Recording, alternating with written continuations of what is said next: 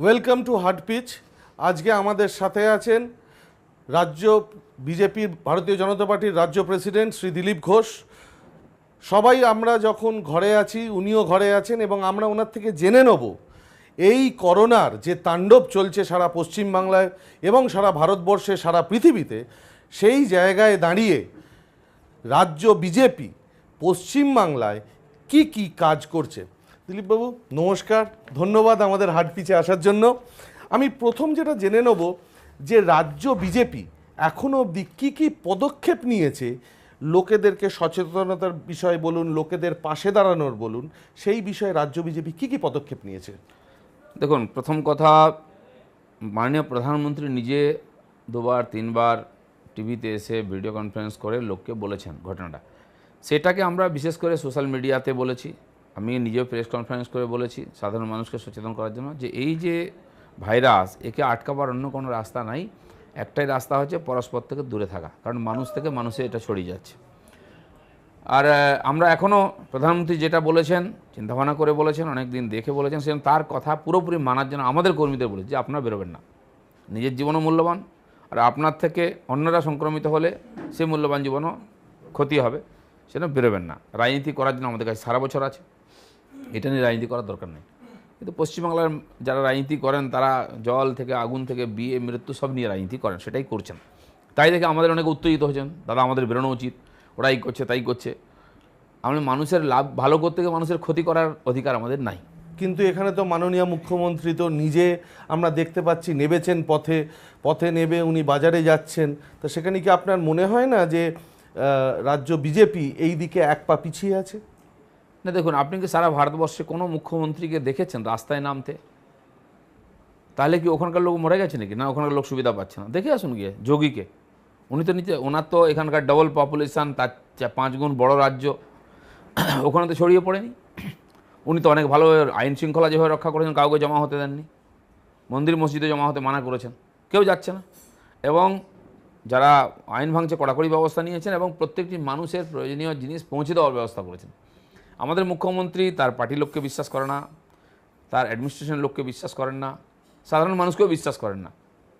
উনি নিজের হাতে সব করতে চান। এটা কি সম্ভব নাকি একটা মানুষ সব করতে পারে? বাকি এখানে 9 কোটি লোকের কোনো গুরুত্ব নেই। সেই জন্য এখানকার অ্যাডমিনিস্ট্রেশনকে কাজে লাগানো উচিত, ক্লাবকে বা যে কোঅপারেটিভ আছে বা বিভিন্ন ধরনের এনজিও আছে, সবাই কাজ করতে চায়, সবাই এগিয়ে আসে। সেই অ্যাসোসিয়েশন ক্রীড়ার বা দুর্গাপূজা প্যান্ডেলের যারা লোকেরা সবাই করতে চাইছেন, করছেনও।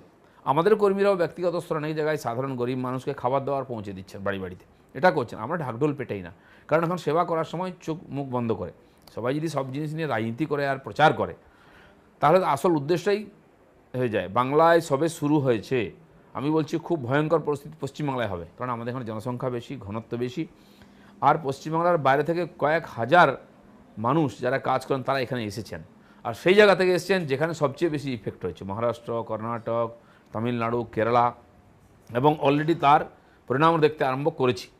সেটা যদি সত্যি সত্যি গ্রামের লোকগুলো একজন দুজনের ইফেক্টেড থাকে, পুরো গ্রাম ইফেক্টেড হয়ে যাবে, কারণ ওখানে কড়াকড়ি নেই, খোলাখুলি সব কিছু না বলে মেলামেশা করছেন। আপনারা দেখছেন এত শিক্ষিত মানুষরা যেটা করছেন, তো ওরা তো সাধারণ লেবার, শিক্ষা দীক্ষা কম, চেতনাও কম, তারা তো খুব সহজে ছড়িয়ে দিতে পারবেন। সেটার জন্য আমাদের প্রস্তুত থাকা উচিত। আর আমরা মুখে যা বলবো তার কোনো গুরুত্ব নেই, যেটা করবো ওটার গুরুত্ব আছে, সেটা গুরুত্ব দেওয়া উচিত। কীভাবে ব্যবহার করা উচিত সেটা করা উচিত। মুখ্যমন্ত্রী বেরোচ্ছেন, বেরোতেই হবে নাকি এই পরিস্থিতিতে? তার সঙ্গে একাধিক লোক বেরোচ্ছেন, তাকে দেখার জন্য 50-100 জন জমা হয়ে যাচ্ছেন। আমরা তো ছবি দেখলাম, গায়ে গায়ে ঠেসে লোকে সেই বাঁদর খেলা দেখছে, ওখানে কি হচ্ছে আমি জানি না। ফটো তোলার জন্য করার দরকার আছে কি বাড়িতে বসার দরকার আছে? যারা যারা কষ্ট পাচ্ছেন তাদের বাড়িতে গিয়ে পৌঁছে দেওয়া। আমি এটাও দেখলাম অন্ধ্রপ্রদেশে, বিহারেতে যারা দোকানদার তারা নিজেরাই সব সামনে লাইন কেটে রেখে দিয়েছেন কে কোথায় দাঁড়াবে। মুখ্যমন্ত্রী নেমে ওই চুকিতকিত খেলছেন না ওখানে। এটা আমার মনে হয় সিরিয়াসলি দেখা উচিত। এই দেখে বাকিরও নামতে আরম্ভ করেছেন, নিশ্চয়ই করতে হবে। আমরাও করছি, শুরু করেছি, কাল থেকে আরও ব্যাপকভাবে করব। এটাই করব, 1-2 জন লোক বেরোবেন, যারা যারা গরিব আছেন, যাদের প্রয়োজন আছে তাদের বাড়িতে চাল ডাল আমরা পৌঁছে দেবো, ব্যাস এইটুকুই। বাকি তারা তাদের মতো থাকবেন, তারা যেন বাইরে না আসেন সেই জন্য এটা করতে হবে। তা আপনি কি মনে করেন, আচ্ছা এই যে সেবা যে বলছেন, এই সেবা মানে হচ্ছে একটা, যেমন সেবা হচ্ছে কায়িকভাবে সেবা করা, আর একটা সেবা হচ্ছে আর্থিকভাবে সেবা করা। চিফ মিনিস্টার রিলিফ ফান্ড হয়েছে, প্রাইম মিনিস্টার কেয়ার ফান্ড আছে, তা সেখানে বিজেপি সাংসদরা কি কোনোভাবে আর্থিক সাহায্যটা করছে রাজ্য সরকার বা কেন্দ্রীয় সরকারকে?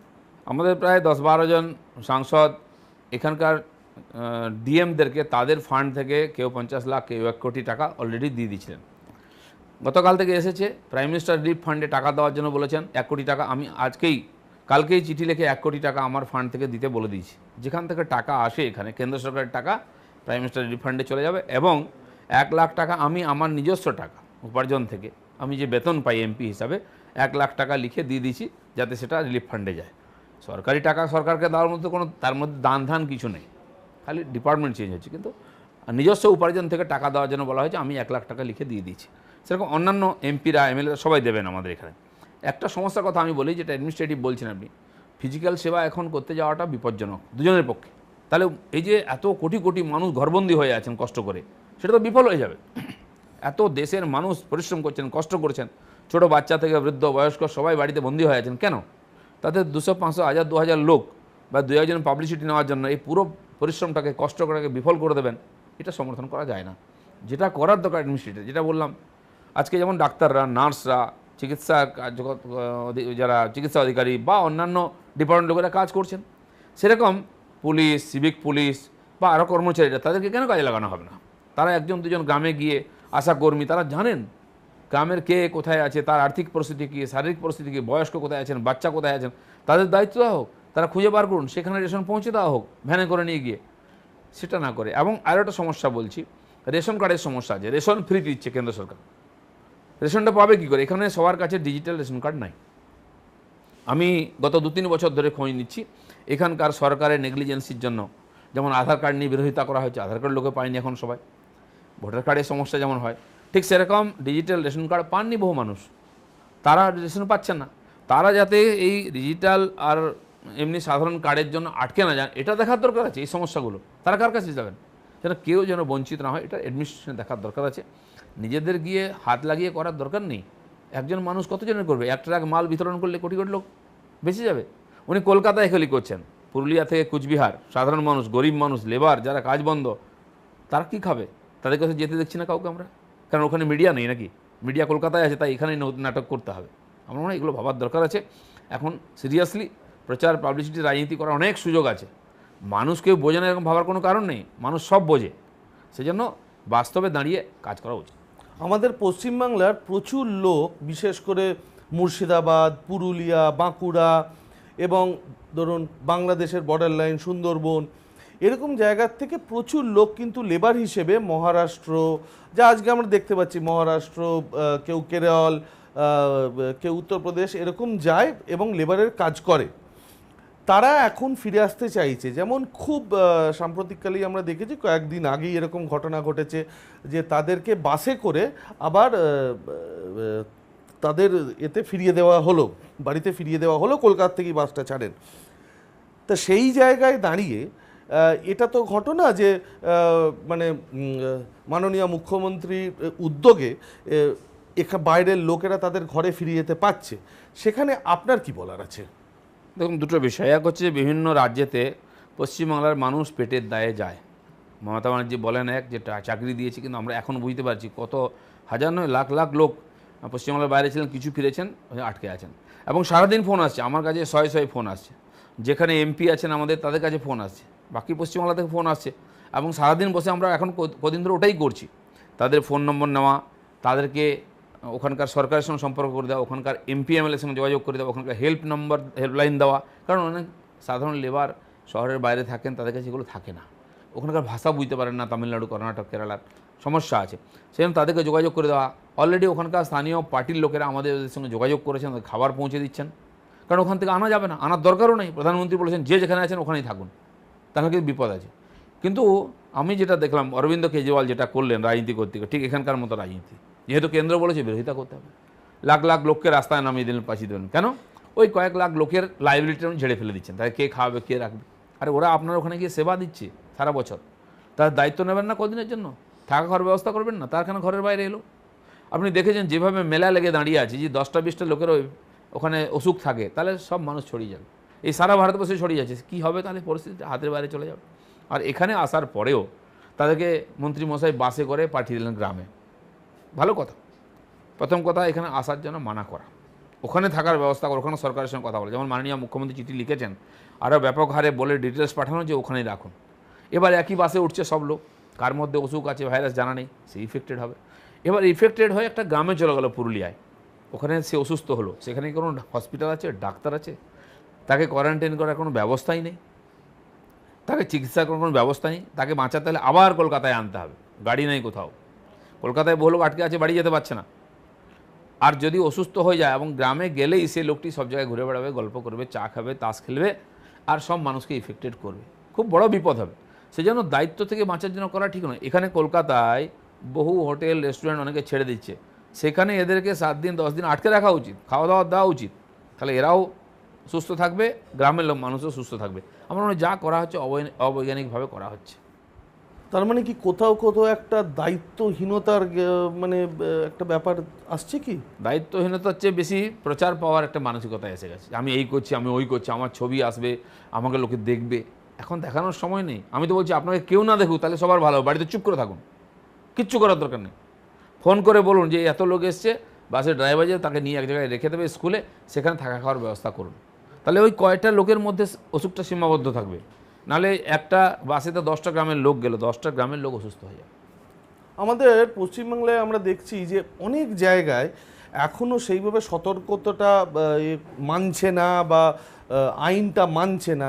যেমন আমরা খুব রিসেন্টলি সাম্প্রতিককালে আমরা গেছিলাম রাজাবাজার, খিদিরপুর, বা সবথেকে বড় ব্যাপার আমাদের এই বিধাননগর বিধানসভা কেন্দ্রে দক্ষিণদারি, সেখানে লোকেরা আমরা দেখেছি ক্যামেরাবন্দি হয়েছে, লোকেরা ঘুরে বেড়াচ্ছে, বাচ্চা বাচ্চা ছেলেমেয়েরা রাস্তায় দাঁড়িয়ে গল্প করছে, খেলা করছে। সেই জায়গায় দাঁড়িয়ে আপনার কি মনে হয়, এটা কি ঠিক হচ্ছে, না সেখানে প্রশাসনকে আরও বেশি সতর্ক হতে হবে, মাননীয় বিধায়ককে আরও সতর্ক? দেখুন, দুটো জিনিস আছে। এক তো সতর্কতা, কিছু জিনিস বললে হয় না, মানুষ বুঝতে যান, বোঝাতে হয়। আপনি দেখেছেন নামাজ পড়া হচ্ছে, কারো ধর্মবিশ্বাস নিয়ে আমাদের কিছু বলার নেই, কিন্তু আজকে এই ধরনের একটা বিশেষ পরিস্থিতি হয়েছে যে মানুষের কাছে মানুষ গেলে সংক্রমণ হচ্ছে। অনেক মুসলিম দেশে, ইরাকের মতো দেশে কত ভয়ঙ্কর ঘটনা ঘটছে, ইরানে যেখানে এখন ঠান্ডা আছে যথেষ্ট, ওখানে ছড়াচ্ছে। তো আমরা কেন রিস্ক নেব? কিছুদিন চুপ করে তো থাকি, এখনই সবাইকে ভক্তি দেখাতে হবে, তাতে নিজেরাও বিপন্ন হবেন, দেশ বিপন্ন হবে, তখন হাতের বাইরে চলে যাবে। সেই জন্য কিছু লোক বুঝতে যায় না। আজকে আমরা কর্ণাটকে দেখেছি, আন্ধ্র দেখেছি, উত্তরপ্রদেশে কড়াকড়িভাবে বন্ধ করা হয়, যেন এসব চলবে না, পুলিশ পেটাচ্ছে। কিছু লোক বুঝতে চান না, ইচ্ছা করে নেগলিজেন্সি করেন বা বিরোধিতা করেন। আমরা দেখেছি এখানে পালস পোলিও প্রচারে বাধা দেওয়া হচ্ছে, ওইসব বস্তিতে পোলিও খাওয়াতে দেওয়া হয়নি, বিকলাঙ্গ ছেলেপুলে হচ্ছে, নাহলে তো কবে বন্ধ হয়ে যেত। ঠিক এটাকেও সেইভাবে অনেকে নিচ্ছেন, কেউ আবার নিজের ভগবানের দেখাচ্ছেন। খুব ভালো কথা, ভগবানের বিশ্বাস রাখুন, কিন্তু সাবধান থাকুন, দুটোই দরকার আছে। তা নাহলে আপনি হয়তো ঠিক থাকবেন, বাকি তা আপনার জন্য ক্ষতিগ্রস্ত হবে, পরিবার সমাজ ক্ষতিগ্রস্ত, এটা তো মানা যায় না। সেজন্য সরকারের কড়াকড়ি করা উচিত, এবং বাড়ির বাইরে কেউ না বেরোক, বাজার হাটের সমানে চলেছে। আমিও ভিডিও দেখছি বাড়িতে বসে, পুলিশ ওখানে যাচ্ছে না, পুলিশ গেছে, পুলিশকে ধমকানো হচ্ছে, মারা হচ্ছে, কেন বাধা দিচ্ছ? এটা কিছুতেই মানা যায় না, কারণ এটা কারো ব্যক্তিগত ব্যাপার নয়, পুরো দেশের সমাজের ব্যাপার। সেজন্য দরকার হলে জোর করে আটকানোর দরকার আছে। আপনার মত, আপনার কি মনে হয়, ধরুন সারা ভারতবর্ষে 1050-এর ওপর এখন আক্রান্ত হয়েছে, তার মধ্যে 29 জন মানে এই পৃথিবীতে আর নেই। পশ্চিমবাংলায় 19 জন মতন আক্রান্ত হয়েছেন, একজন মারা গেছে। কি মনে হয় পশ্চিমবাংলায় কি এটা আরও বাড়তে চলেছে যদি এরকম চলে? আমার তো মনে হয় সব জায়গায় বাড়বে। আমি বললাম যে আসল বিপদটা এখনও আমরা দেখতে পাইনি। এই যে লোকগুলো বিভিন্ন জায়গা থেকে এসেছে, পশ্চিমবাংলায় তো ছিল না, বাইরে থেকে একজন নিয়ে এলো, শিক্ষিত ভদ্রলোকেরাই ছড়াচ্ছে যারা বাইরে যায়, সাধারণ মানুষ তো স্থানীয় থাকে। এই যারা লেবাররা ছিলেন বিভিন্ন প্রদেশে যেখানে বেড়েছে, তারা এসেছেন, তারা কেউ কেউ নিয়ে এসেছেন, সংক্রমণ করেছেন। নদিয়ার ঘটনা আপনারা দেখেছেন, একটা পরিবার তারা ট্রেনে এসেছে, প্লেনে এসেছে, কোথায় কোথায় গেছে, তাদের সঙ্গে যারা বাড়িতে এসেছে বিয়ে খেয়ে তারা অসুস্থ হয়েছে, আরও অনেকে বেরোবে। কারণ এই যেটা বলছেন বিজ্ঞানীরা, শরীরের মধ্যে যদি ভাইরাস ঢোকে তার প্রতিক্রিয়া হতে 6 দিন, 8 দিন, 10 দিন, আর পরেও আপনি অসুস্থ হতে পারেন। কিন্তু 2.5-3 দিন পর থেকে আপনি সেটা ছড়াতে থাকেন। আমার ভিতরে জার্ম আছে, আমি অসুস্থ হচ্ছি না, কিন্তু আমার থেকে ভাইরাস ছড়াচ্ছে, যেখানে বসছি কথা বলছি, এটা হয়। তাহলে এই যে লোকগুলো ছড়িয়েছে তারা ছড়াচ্ছে, সেখানেও 7 দিন 10 দিন লাগবে জানতে। সেই সময়টা পার না হলে আমরা বুঝতে পারবো না সত্যিকার বিপদটা কতটা। সেই জন্য আমরা সেকেন্ড স্টেজে আছি, থার্ড স্টেজের দিকে যাচ্ছি। এই সময়টা যদি না আটকাই, এটা তো ব্যাপক হারে বাড়বে। এখন 1000-এর বেশি ক্রস করেছে যারা অসুস্থ। কয়জন মারা গেছেন? 27 জন মারা গেছেন।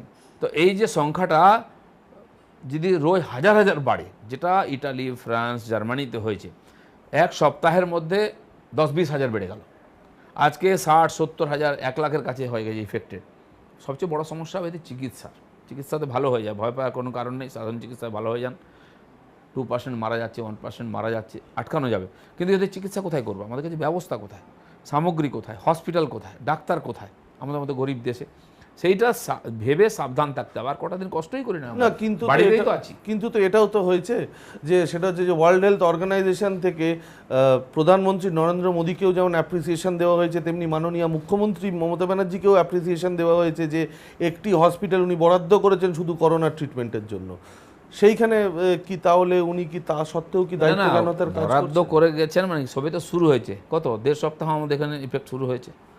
কিন্তু এটা যদি বাড়তে, এই যে ছড়িয়ে পড়েছে, গ্রামেগঞ্জে যদি শুরু হয়, তাদের রাখার মতো কটা হসপিটাল আছে আমাদের? চিকিৎসা পদ্ধতি কী আছে? আমি তো দেখলাম এখানে নার্সদের, ডাক্তারদেরও ঠিকমতো স্যুট দেওয়া যাচ্ছে না, গ্লাভস দেওয়া যাচ্ছে না। তারা অভিযোগ করেছেন, তারা করছেন, ডেমনস্ট্রেশন করছেন, বিরোধিতা করছেন। সে ভিডিও এসেছে, ফাটা ফুটা গায়ে সেই কোট পরে গেছেন ওনারা। এমনকি ডক্টরদেরকে রেনকোট পরতে দেওয়া হয়েছে, সে ছবি আমার কাছে এসেছে। রেনকোটটা তো চিকিৎসার জন্য নয়, কেন নাই? কেন্দ্র সরকার ঘোষণা করেছে সব দেবে, কেন নেওয়া হচ্ছে না? কারণ মনটা অন্যদিকে আছে, প্রচারের দিকে আছে, সমাধানের দিকে নাই।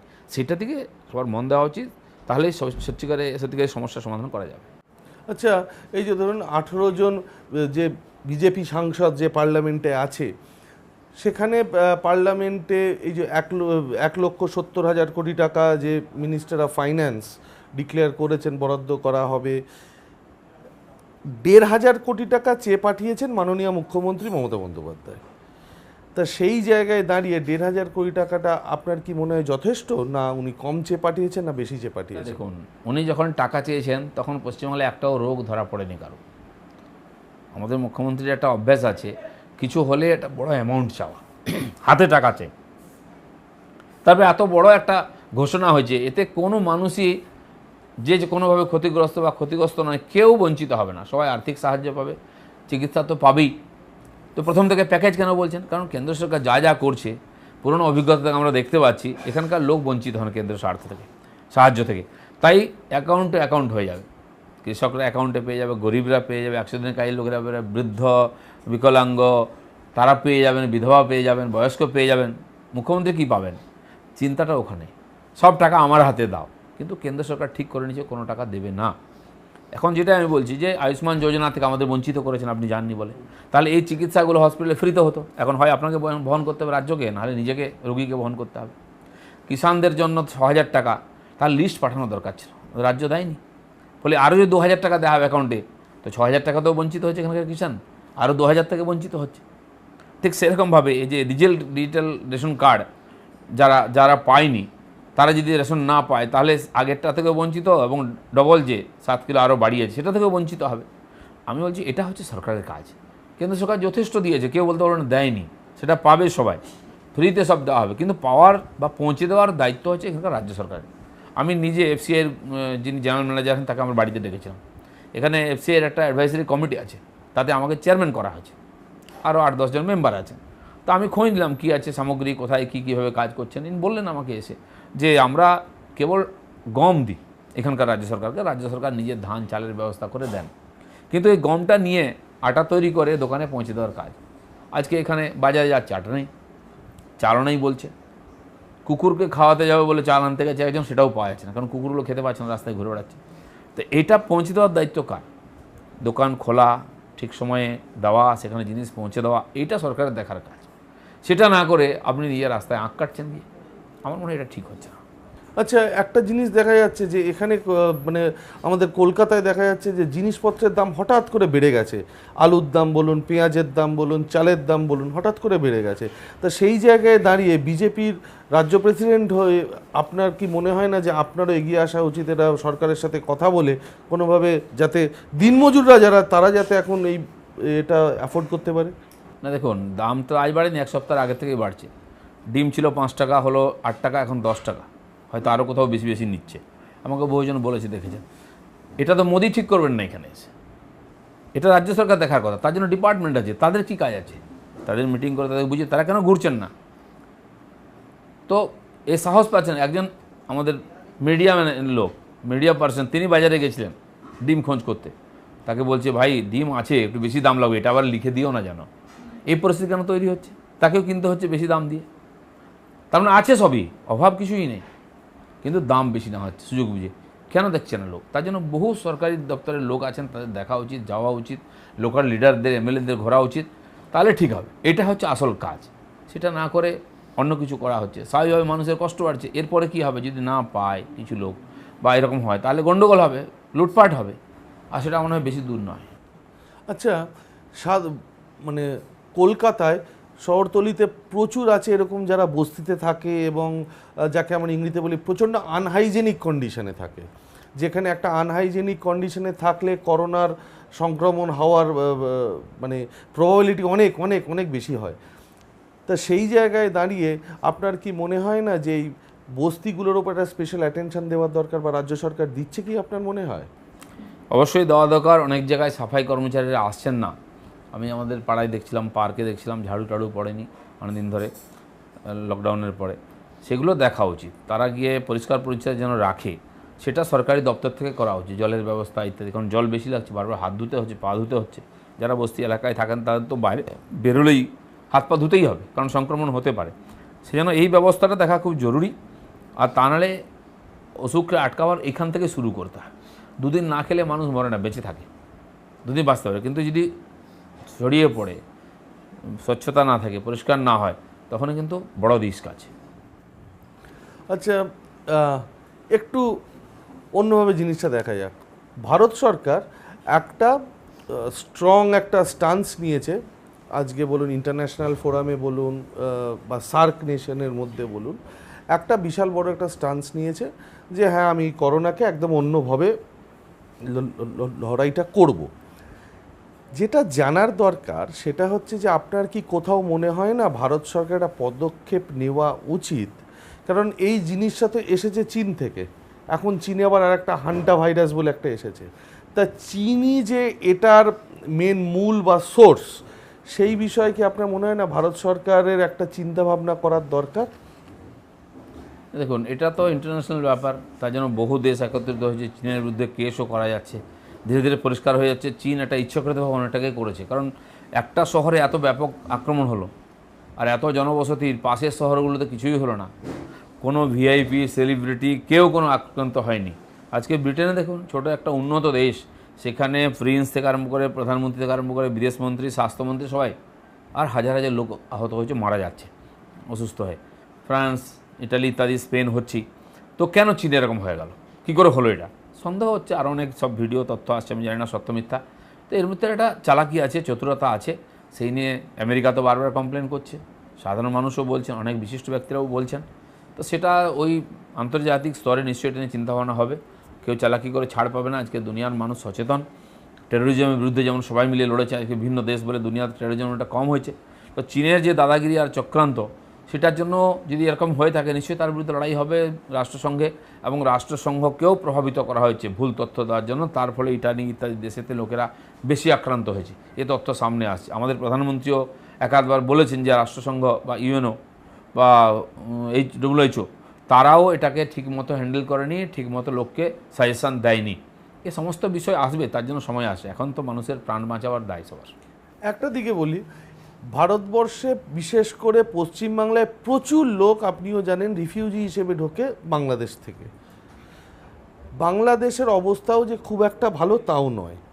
তা সেইখানে দাঁড়িয়ে বর্ডার লাইন যে ডিস্ট্রিক্টগুলো আছে আমাদের পশ্চিমবাংলায়, যেমন দক্ষিণ 24 পরগনা, ধরুন উত্তর 24 পরগনার কিছুটা অংশ, ওদিকে নদিয়া, এই জায়গায় দাঁড়িয়ে একটা সময় মাননীয় মুখ্যমন্ত্রী বলেছিলেন যে বিএসএফ তার অ্যাডমিনিস্ট্রেশনের কাজে নাক গলাচ্ছেন। আজকের দিনে দাঁড়িয়ে আমরা কি এটা বলতে পারি যে এখানে কোনো ইন্ট্রুশন হচ্ছে না, যার জন্য করোনা ছড়াবে না? করোনা না ছড়ানোর অনেকগুলো কারণ আছে। প্রথম দিকে মিক্স আপ কম ছিল, যখন শুরু হয়েছে বিশেষ ব্যক্তিদের থেকে এখন সাধারণ ব্যক্তিদের দিকে যাচ্ছে, এটা খুব বড় রিস্ক। বাইরের থেকে প্রচুর লোক ঢুকে পড়ে বাইরে আসে যায়, ওই এলাকায় যেহেতু সংক্রমণ এখনও হয়নি, সেজন্য ততটা ভয় ছিল না। এখন সব জায়গার মানুষ সব জায়গায় ছড়িয়ে গেছে আসার ফলে, কে নিয়ে এসছে কে নয় সেটা বোঝা যাচ্ছে না, সেটার জন্য সময় লাগবে। তো বিএসএফ কড়াকড়ি করেছে, আরও কড়াকড়ি করবে, সমস্ত বর্ডার সিল করা হয়েছে যাতে কেউ ঢুকে পড়তে না পারে বা এখান থেকে অন্য জায়গায় যেতে না পারে, আর এটা খুব দরকার আছে। একটা লোকের ভুলের জন্য বহু মানুষের জীবন বিপন্ন হতে পারে। তো সেজন্য এটা যদি করে থাকেন ওনারা, 15 কিলোমিটার অবধি বিএসএফের দায়িত্ব আছে, যে অর্ডার তাদেরকে দেওয়া হবে তারা সেটা মানবেন। আর কেন্দ্র সরকার যথেষ্ট সচেতন, তাই আমাদের দেশে এখনও এটা বাড়তে পারেনি, আর এই ব্যাপারে কড়াকড়ি তারা করবেই। করোনা ছাড়া অন্য জায়গায়, করোনার পরে কর্পোরেশন ইলেকশন, বিজেপি তৈরি? বিজেপি তো আগে থেকেই তৈরি ছিল, আমরা জানি যে মাঝখানের মধ্যে ইলেকশন হবে, তার প্রস্তুতি চলছিল, কিন্তু ইলেকশন কবে হবে, আদৌ হবে কি না এবছর, কেন এটা আপনার মনে হচ্ছে আদৌ হবে কি না? আমার সন্দেহ আছে। কারণ এই সরকার চাইছিল একটা বাহানা যাতে ইলেকশনটা থেকে বাঁচা যায়। তার প্রমাণ হচ্ছে এই যে গত বছর ডিসেম্বর মাসে যে ইলেকশন হওয়ার কথা ছিল, 15টা মিউনিসিপ্যালিটি আর 2টো কর্পোরেশন, সেটা ওনারা করেননি, খালি ভয়তে যে বিজেপি জিতে যাবে, হারার মতো পরিবেশ ছিল ওনাদের কাছে। এখন বাধ্য হয়ে প্রায় 115-20টা কর্পোরেশন মিউনিসিপ্যালিটি হয়ে যাবে, ডিউ হয়ে গেছে। তো সেগুলোকে করবেন কি না, কবে করবেন, কটা ফেজে করবেন, সব চলছে। তো তখন এই দুর্বিপাক এসে গেছে, হয়তো তাদের জন্য এটা সাপে বর হয়েছে। কিন্তু যাই হোক, কিন্তু গণতন্ত্র তো ইলেকশন করতেই হবে, কিন্তু সাধারণ মানুষের গণতান্ত্রিক অধিকার রক্ষার জন্য, আর যখনই হোক বিজেপি পুরো শক্তি দিয়ে লড়বে। কিন্তু তাহলে আপনার কি মনে হয় না, যদি ধরুন এই করোনার এই আক্রান্ত সংক্রমণ ভারতবর্ষ কন্ট্রোল করে তারপরে একটা করোনা মুক্ত ভারতবর্ষ করার, সেটা ধরুন জুন জুলাই আগস্ট মাসের মধ্যে যদি যায়, তারপরে কর্পোরেশন ইলেকশনে যদি শাসক দল যদি যায়, তারা একটা ডেফিনিট অ্যাডভান্টেজে আছে বলে কি আপনার মনে হবে না? অ্যাডভান্টেজে থাকলে তো ইলেকশন করেই দিতেন। আর এই ইলেকশনকে তাকিয়ে কলকাতায় এত দৌড়াদৌড়ি হচ্ছে, এত নাটক করা হচ্ছে, কেবল কর্পোরেশন ইলেকশনকে মানুষকে বোঝানোর চেষ্টা আমরা খুব করছি, সেই জন্য সব কিছু দৌড়াদৌড়ি কলকাতাতেই হচ্ছে ডিউ টু কর্পোরেশন ইলেকশন। আমি বলছি যতক্ষণ না এই অসুখকে আমরা পুরোপুরি আটকাতে পারছি, ইলেকশন একটা খুব বড় ইভেন্ট, সমস্ত মানুষরা রাস্তায় বেরোন, বড় বড় সভা সমিতি হয়, সেখানে এই ধরনের সংক্রমণের সম্ভাবনা বেশি। যদি 1 বছর ইলেকশন না করে কয়েকটা পৌরসভায় চলতে পারে, তো আর 2-1 মাসে কি আছে, সেজন্য হতেই পারে যখন। কিন্তু আগে হচ্ছে এই বিপদ থেকে সমাজকে রক্ষা করা, আর যখন সব স্বাভাবিক হয়ে যাবে ইলেকশন হোক। কারণ সাধারণ মানুষের জন্য ইলেকশনে যদি সাধারণ মানুষ অংশগ্রহণ করতে না পারেন, মন খুলে প্রচার না হতে পারে, তাহলে ইলেকশনের যে উদ্দেশ্যটা সম্পূর্ণ হবে না। সেজন্য এটাকে সামলে স্বাভাবিক পরিস্থিতিতে স্বাভাবিক ইলেকশন হওয়া উচিত। এতক্ষণ আমরা শুনলাম অকপট শ্রী দিলীপ ঘোষকে। উনি স্পষ্টভাবে বলে দিলেন কোনটা করা উচিত রাজ্য সরকারের, কোনটা মাননীয় মুখ্যমন্ত্রীর করা উচিত নয়। সেই বিষয়ে আমরা এরপরেও আর একদিন ওনার সাথে কথা বলবো। কিন্তু আপাতত দৃষ্টিতে এটুকু ঘটনা আমরা বুঝতে পাচ্ছি যে শ্রী দিলীপ ঘোষের কথা অনুযায়ী যে এখনও বৈজ্ঞানিক সম্মতভাবে পশ্চিমবঙ্গ সরকার এগোচ্ছে না। ধন্যবাদ শ্রী দিলীপ ঘোষ মহাশয়, হাট পিচে আসার জন্য অনেক ধন্যবাদ আপনাকে।